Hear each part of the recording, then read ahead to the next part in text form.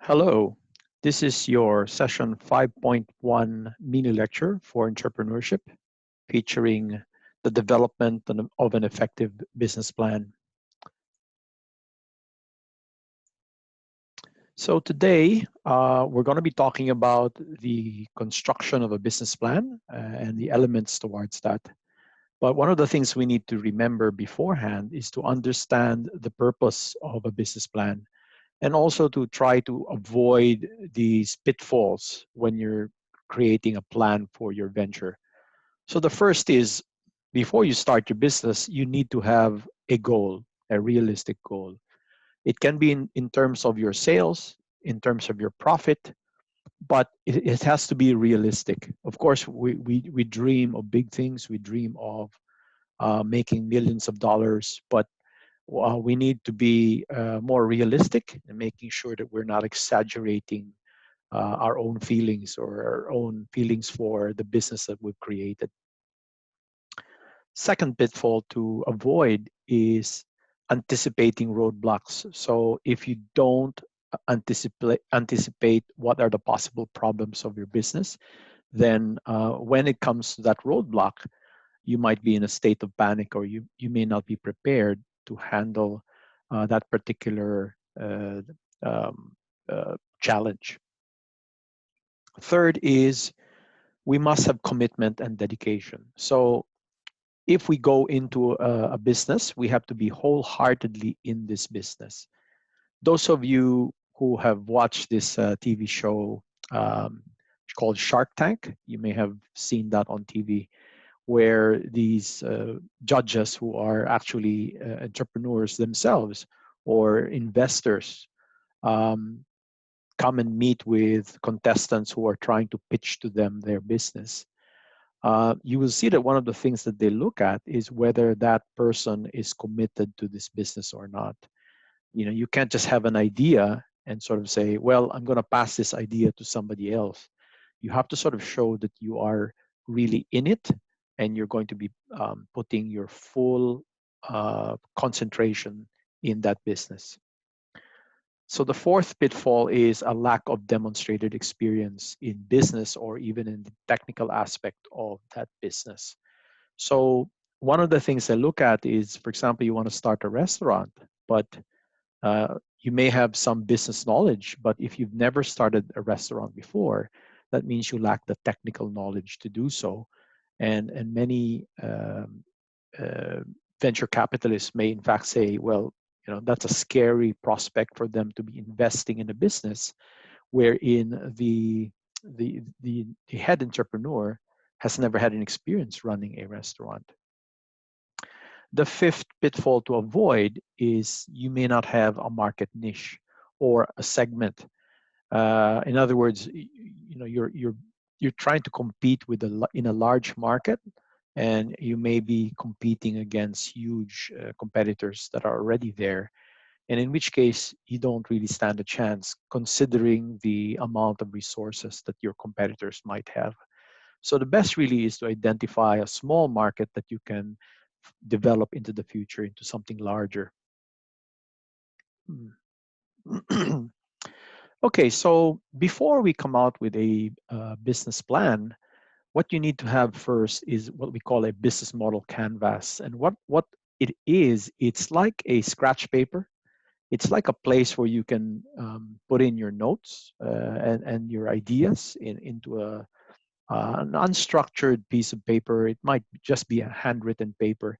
And what it is, it's like your notepad for yourself, which you could use when you're developing the formal business plan. So it's a brainstorming tool, as indicated there, to use to define and understand the strategic focus and the questions that need to be answered for each of the 9 building blocks. Now, I haven't presented all the 9 here. I'm only presenting to you 8. But hopefully, you get the idea of one of the questions that you need to be answering in your canvas, which will later on be used as the foundation for your business plan. The first is, what is your value proposition? So in other words, how will you create value for your customer, and also value for yourself. Remembering that value is a function of the benefit of your product, but also how much your customer will have to pay to gain that service. You might be planning a wonderful service, a wonderful product that ticks all the boxes and all the benefits, but it might be too expensive for your customer to pay for. And therefore, he may not see the value of that particular proposition. The other thing to remember in value proposition is that, and a lot of students do this a lot when I ask them, what's your main strategy for price? And they will often say, well, I'm going to put my price to be really, really low so that people will come to me and buy my product because it's really cheap. But the problem with that is you're not creating value for yourself, which means that you're not going to be making any money. And that's what that value proposition to yourself means. The other thing to consider in your canvas is who are your customers and who are your potential customers. Describing your target market, but also realizing that there are other customer segments out there which you could get into in the future. Or you might decide these are the segments that I'm not going to chase after because these segments are already being serviced by my competitor. The next is channels. In other words, how am I going to reach my customers through a distribution channel, for example? Or how am I going to speak to them and how will they know about my business? And that would be in terms of a promotional channel. What are my revenue streams? So you might be thinking, I've got one product and I'm just going to be selling that product, and that's a single revenue stream. And many investors will be looking for a company with multiple revenue streams. So you don't have just one product. You might in fact, it can be a combination of a service and a good. That could be your revenue stream. An example of this is car manufacturers like Toyota or Holden, where they sell you the car, but they do also make money from the service. So you come to them to have your car serviced, and that is a second revenue stream for them. What are the key activities that you will need to do for your business? For example, securing the right suppliers, marketing to the right customers, reaching out to your customer, being able to communicate with your customers. These are some key activities which may be important to your business, but may not be important to another business in another industry. So you need to know more or less and identify which key activities you should be focused on. Remember, key means identifying the important activities. Not to say that we're not going to do other activities, but we are just identifying which ones should we put more focus on as the owner and entrepreneur. What are your key resource needs? So in other words, what do you need to start your business? Do you need capital? Do you need raw materials? Do you need manpower? Especially if you're starting a service business, manpower will be your key resource. If you're starting a salon or a barber shop, obviously the barbers that you or the hairdressers that you hire will have to come with some training, for example. And that might be, in fact, the source of your competitive advantage, the people that you hire. So a lot of thought has to come into that particular aspect. Who are your possible partners? Some businesses attach themselves to other businesses, larger businesses, for example, and the partnership relationship might be a very important one. An example might be, you could start a small business and all you're doing is providing some services to Kohl's or to Woolworths. And these services might include picking up their trolleys from the parking lot, and that's might be a good business wherein you're being paid to basically hire other people to be bringing in all of these trolleys that have been left. There's supermarket trolleys that have been left in the parking lot, then bringing them back into the grocery. And obviously, your key partner will be the grocery chain.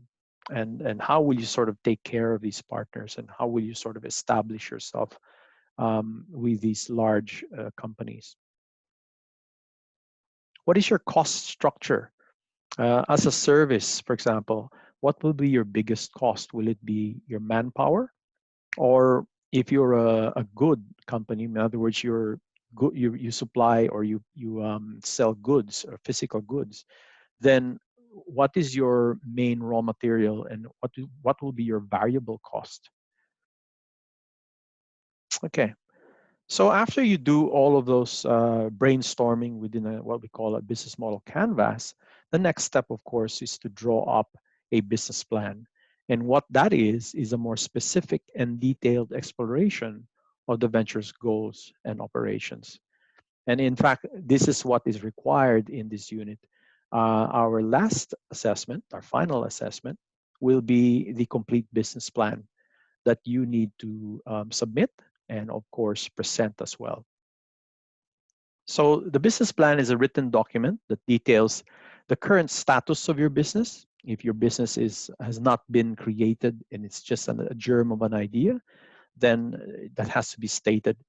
Or perhaps you've already registered yourself, you began your business, but in you know in just a you've just started it, and therefore you're just weeks in. Maybe you're on what we call soft launch, wherein you've launched the operation, but then um, you're not formally advertising yourself, you're not formally inviting customers yet, but you're just trying out your operations. um, and then what are your expected needs and your projected results? So in other words, what do you need further to continue your business or to start your business? And also, what do you expect to happen if you receive this support from, say, an outside investor? The written business plan also details what this venture is all about, where it's going, in other words, the goal, and how will it get there, the plan. So the plan is supports your goals. It supports how you're going to arrive at your goal. So an example of a goal might be um, to earn $1 million after 5 years, and capturing, say, 10% of market share in this particular industry or market segment. So business plan has its benefits. In other words, we wouldn't do something like a business plan. It is hard work without it having some sort of benefit to yourself, the entrepreneur, and also um, a benefit to be able to invite investors, perhaps to give money to become a part owner of the business. So for the entrepreneur, if you create a business plan, it will force you to view operating strategies and expected results in a very critical and objective manner. So, when you write the business plan, you try to write that in the context of trying to, you might show it to another person, and that other person might be able to evaluate whether your business plan makes sense or whether your business plan is too optimistic. And perhaps, it helps sort of prevent you from losing money or from wasting money on certain things if you've got a plan and somebody is able to look at it in a very objective manner. So for an outside evaluator, actually, it's a tool which you can use to persuade outside financial resources. In other words, if you're selling shares of your business or trying to get a venture capitalist to come in and help you out with your business in return for, of course, part ownership of your business. But another important reason for doing this business plan is, of course, when you approach a bank, for example, to borrow money, oftentimes the bank may actually ask you for your business plan before they make an investment. So if you've got that professional business plan, it's a good step towards convincing the bank for them to lend you some money. Sorry, I think I overstepped it. There you go. All right. So, as I said, it's also for the benefit of finding financial resources. So, talking about if your business plan has details, and it should have details of your market potential and the plans for securing a share of that market. It should show how the venture intends to pay off debt. So, for example, if you're borrowing money and using the business plan to convince banks to lend you money, then you should have a plan on how you're going to pay off that debt. Or if you're selling this idea to a venture capitalist, for example, then how will you provide adequate return on that venture capitalist's investment? The business plan will identify what your risks are, your critical risks. In other words, what could go wrong and what are your plans in case something does go wrong. So what are the crucial events that you need to be able to achieve? And also, if you don't achieve that, what are your contingency plans? So that's what contingency means. It means that you're having a plan just in case things don't go as planned. So the business plan also contains all information for a business and a financial evaluation. In other words, this information can be given to a person for that person to evaluate whether your business makes sense or not, or whether it will actually deliver what it's promising to deliver. So some guidelines to remember when you're creating your business plan. Keep it nice and short. I like to use this acronym KISS. The KISS principle means that you keep it simple and short. Okay. Some people say keep it simple, stupid, but it can also mean keep it simple and short. Make sure your plan is oriented towards the future. So try your best to make a projection of what the future will look like. What is your vision of that future? What is your financial expectation after 5 years, for example? So a lot of business plans, wrong business plans, if I might add, sort of orient themselves more towards the historical facts. So they're looking at other companies and how much these other companies have made, uh, these companies being in the same industry, for example. So, but that's actually describing the past. So what you should be doing is try to describe the future instead of the historical past. Try not to exaggerate, and the problem with exaggerating is you might think that this is going to attract more investors to come into your business, but in reality, if people know it's an exaggeration, it's very obvious an exaggeration, then people might tend not to trust the entrepreneur because of that, these tall tales that he's telling. Your plan needs to highlight the critical risks, as mentioned earlier, should give evidence of an effective entrepreneurial team. So this is really important. This means that you should be identifying who are the people behind the business. And what we're saying here is, don't just say you're the only person that's going to be in the business, which is probably not accurate. You will have to create a team. Now, you may not have created a team yet. Remember that in this business plan, you're supposed to have two people developing it, you and your group partner. But aside from that, um, you might have to identify key positions in the business that you will need to hire for that business to continue. And therefore, you need to identify what are the selection criteria. In other words, what are the qualifications and the competences needed by this person that you're going to be hiring. So you're not necessarily going to describe an existing person, but a person that you hope to hire.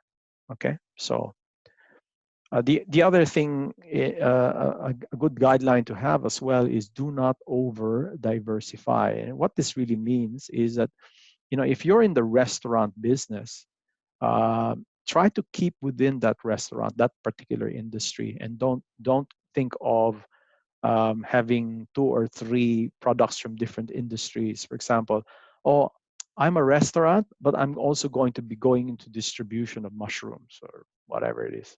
So, it might be a completely different industry, and therefore venture capitalists or investors might see this and say, you're not really focused. It's enough to be able to try to understand one industry. What more if you want to understand several industries? So keep it simple. Identify your target market. This is part of of course, your business plan has to identify who you're going to be selling to. Describe them in terms of their demographics, their behavior, their psychographics. Keep the plan written in the third person. What this means is that we shouldn't be, when we're writing it, it's a formal business plan, we shouldn't be saying that I will do this, or we, my partner and I, we're going to create this product, or we're going to open our store here. That's first person.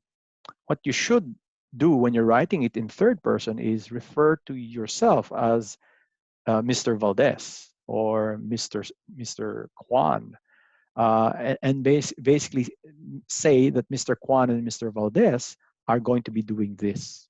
Okay, so that's what we mean by a third person. Capture the reader's interest. So from the get-go, it has to be an interesting business plan.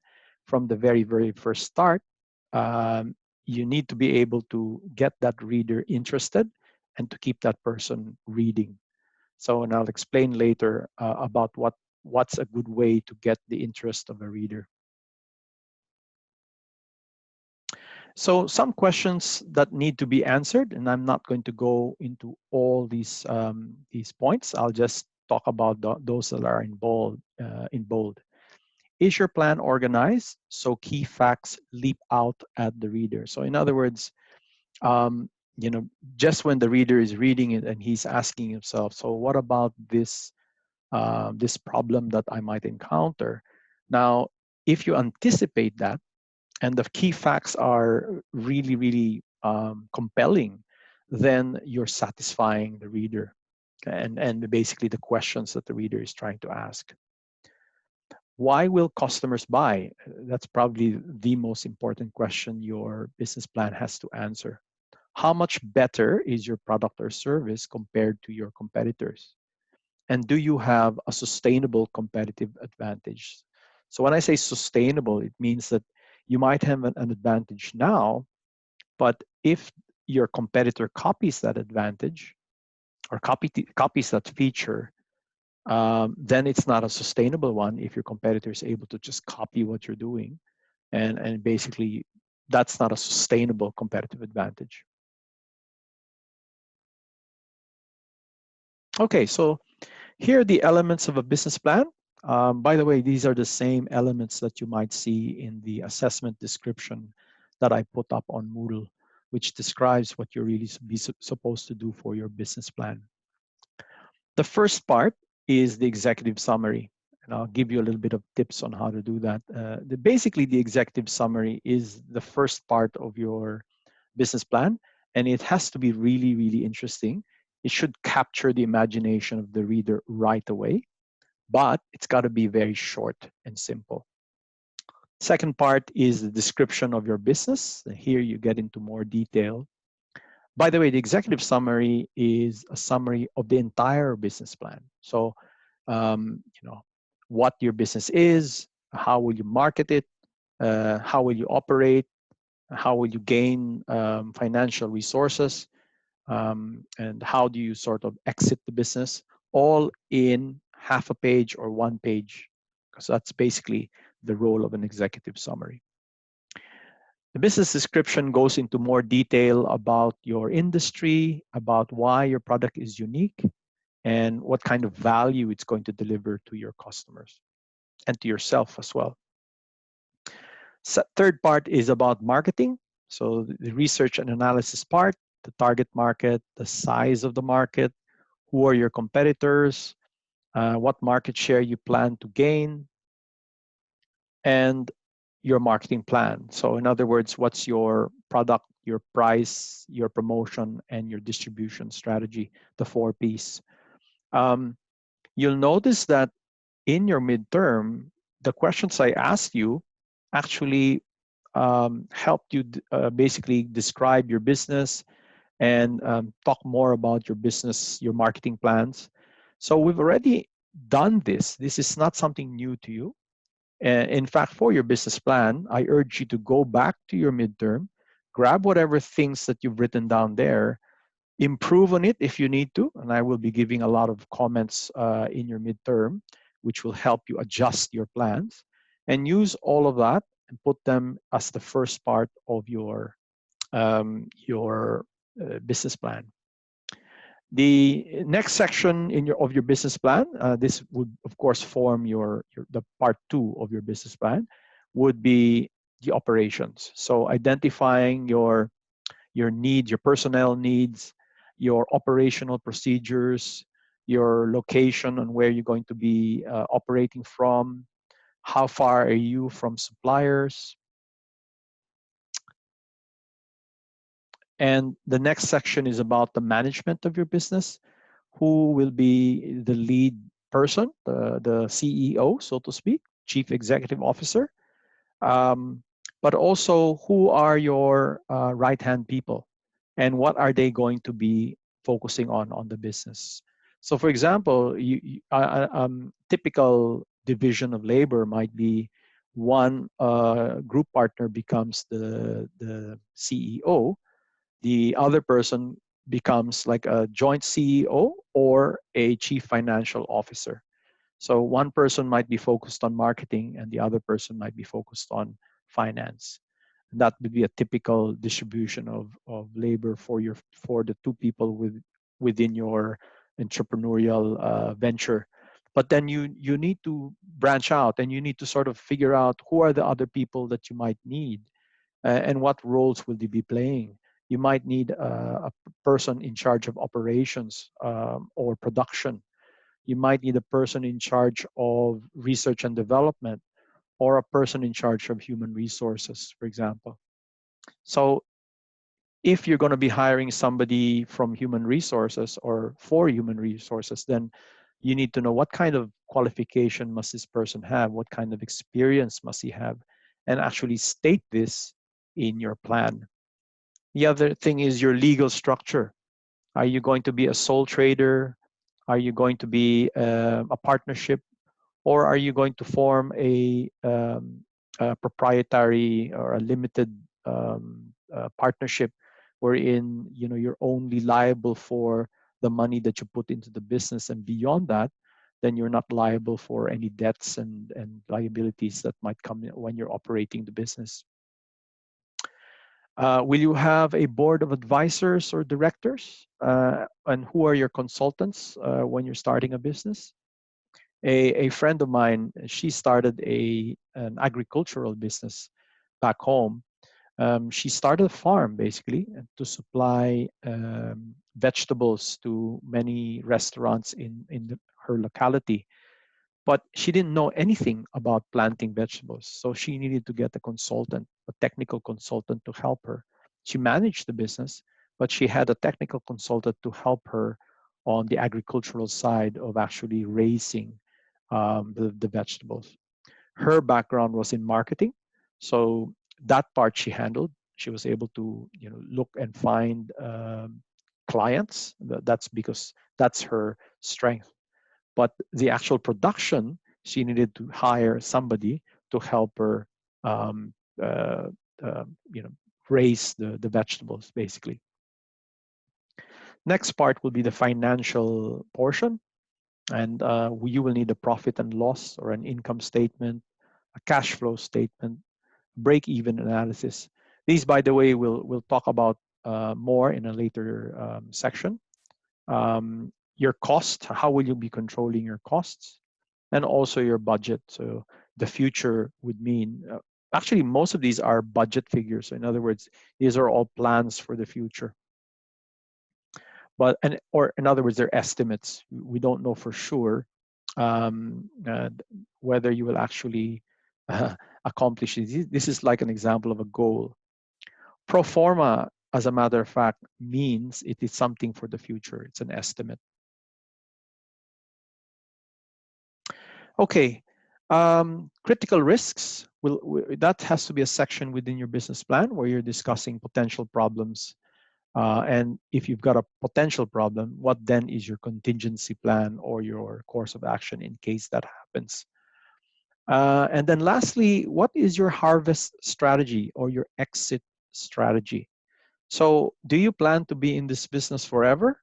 Or will you be handing this down to your child, your eldest child, perhaps, your daughter or your son, if it's a family business?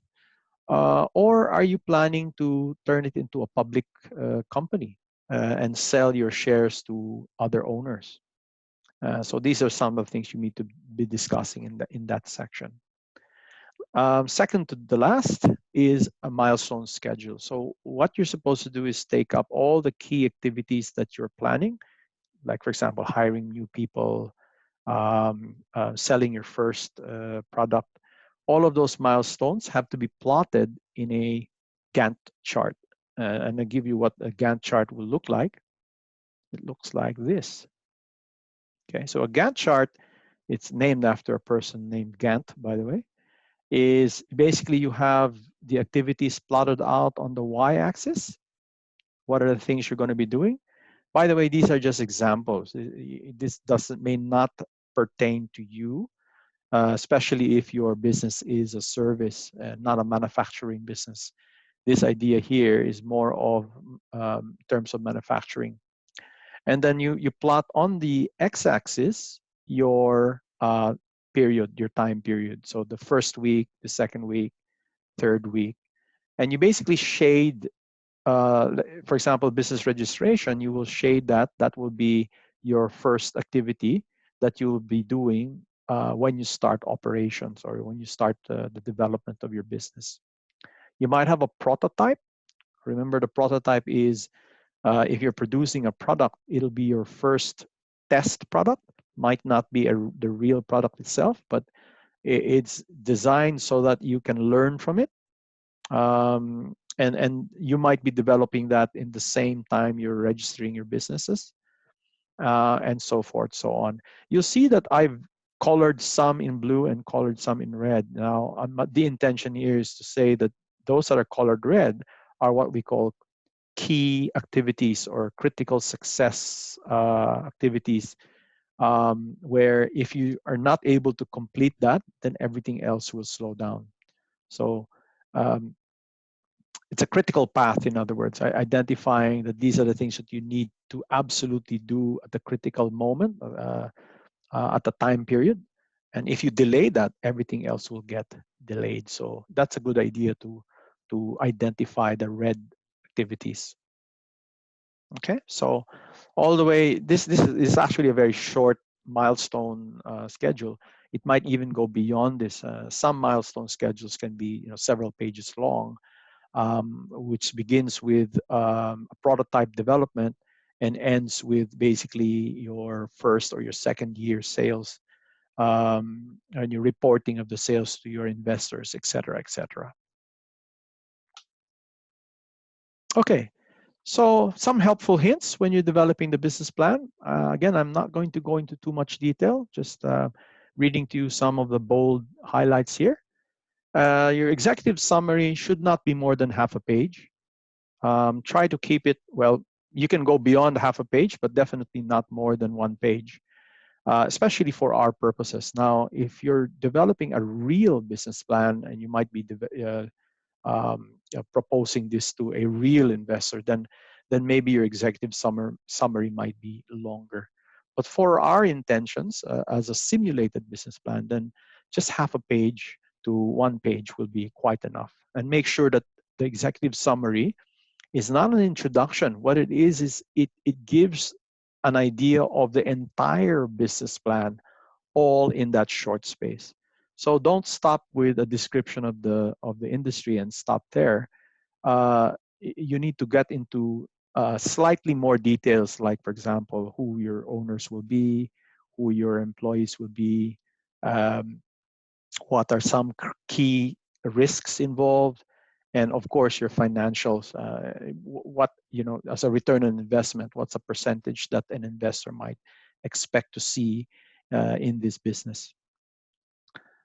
In the business description segment, uh, any uniqueness or distinct features of your venture should be described very early. So this is really the key to what will capture the imagination of a person reading your business plan. The third is the marketing segment. And we've discussed this a while ago, identifying your target market. Evaluating your competition will be in this particular segment. Demonstrating your pricing strategy. Your price must penetrate and maintain a market share to produce profits. Thus, the lowest price is not necessarily the best price. So being the lowest price might make you gain a lot of market share. A lot of people might come and buy your product, but it might mean that your price is so low that you're not going to make any profit, or you're not going to create value for yourself. Your promotional plan has to be identified with a little bit of cost estimate. That's easy enough to do if you're using social media. All of these prices are available online. You can check how much does it cost to advertise on Facebook, for example. That will be easy to find by Googling it or going into Facebook itself and inquiring from there. In your operations segment, you need to describe the specific operations of the venture. How are you going to develop the service, for example, or the product that you will be selling? How are you going to manufacture it? You should mention the need and the use of personnel in the operation. So what kind of people will you be looking for when you're creating your business? What are their skills and competencies? In the management segment as well, find out who are the key people in your venture, who are the managers that you will need to hire, and what will their competencies be. So not to say that you need to have a person in mind or you mention a particular person, but if you don't have a person that you've hired yet, then you should describe the selection criteria that you will use to hire these people. And you need to carefully describe the legal structure of your venture, whether it's going to be a sole proprietorship or a sole trader, a partnership, or a corporation where you're selling shares. The financial segment should give actual estimated statements, and I'll go into detail at a later time. For example, you need to have a cash flow statement, an income statement. Probably not necessarily a balance sheet. You can if you want to, but this is going to be optional. But what I'm going to be looking for is a projection over, let's say, 5 years of your business. And that's what we mean by presenting a budget for the future. Critical risks segment. What are the potential risks? Point out these risks to your investors. What happens if your competitors drop their prices as they're competing with you? You might have such a great idea that they might do a price war and lower their prices lower than yours, and in which case you might be into trouble. What are you going to do about it? What are your contingency plans, in other words, if that happens? If an unfavorable trend happens, what will you do about it? An example might be, what if COVID-19 comes back? We're assuming that it's gone in 6 months, but what if it comes back in another form? What are you going to do about it? And then, of course, provide your course of action in case something does happen. Your exit or your harvest strategy, try to outline a plan for a liquidity event. So in other words, what happens when your business is growing very well, and if you no longer want to be saddled with all this responsibility, you might want to actually sell your business. Or you might just be, you want to sort of sit back and relax and turn over things to a more professional manager, perhaps. And you might want to cash in on some of that, some of those shares that you may have developed, and perhaps it's become a valuable company, and therefore you want to have some part owners to cash in on that business. And the last, of course, is your timetable or your milestone schedule segment. And I showed you a while ago what a timetable will look like. For your assignment or your business plan, simulated business plan, I would require you to have some sort of a bibliography, or actually the more accurate term is a reference list and an appendix. In other words, any other charts that you might want to show might be contained in this appendix. An example of a good piece of information that might be good in an appendix is if you have charts that show the growth of the industry, or a long chart that shows, say, all your competitors, and a chart that outlines um, the strength of each competitor. You don't have to put that in the body of your plan. You just put it in the last part. You refer to it from the inside. You say refer to appendix, item number 5, example, and then you put the long chart in at the end of your business plan. Okay, I think that's it. That's the last slide. So stay tuned for future mini lectures again, and have a nice day.